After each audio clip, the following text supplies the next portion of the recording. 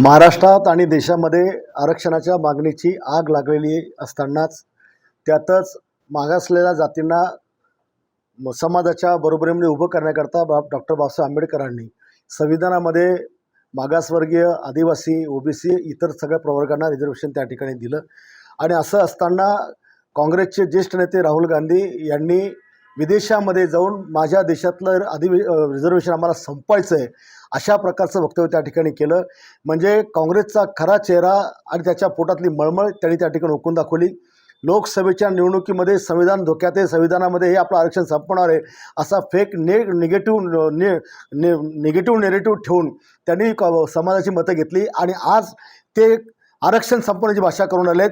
म्हणजे 100% त्यांना मागासवर्गीयांचं, आदिवासींचं, ओबीसींचं सगळ्यांचं आरक्षण त्या ठिकाणी संपवायचं आहे.